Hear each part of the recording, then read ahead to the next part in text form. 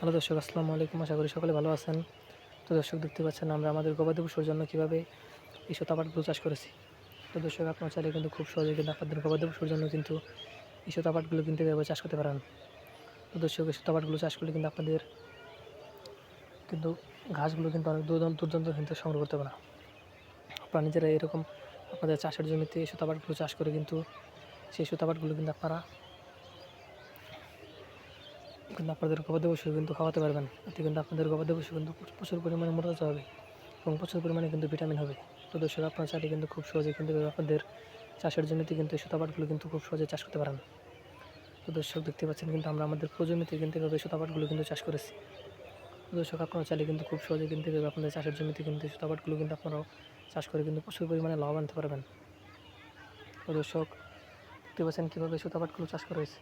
আপনারা চাইলে কিন্তু খুব সহজে কিন্তু আপনাদের চাষের জমিতে শতাপাটের বীজগুলো বাজার থেকে কিনে নিয়ে কিন্তু আপনারা খুব সহজে কিন্তু চাষ করে কিন্তু প্রচুর পরিমাণে কিন্তু লাভবান হতে পারবেন। তো দর্শক, আমাদের অনেক ভাইরা কিন্তু তারা কিন্তু এই শতাপাটগুলো চাষ করে কিন্তু প্রচুর পরিমাণে লাভবান হয়েছে। আপনারা চাইলে কিন্তু খুব সহজে শতাপাটগুলো চাষ করে সেই শতাপাটগুলো কিন্তু আপনারা আপনাদের গবাদি পশু কিন্তু খাওয়াতে পারবেন।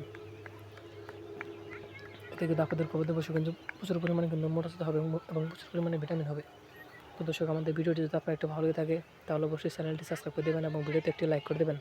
ধন্যবাদ। আশা করি সকলে ভালো থাকবেন। আসসালামু আলাইকুম।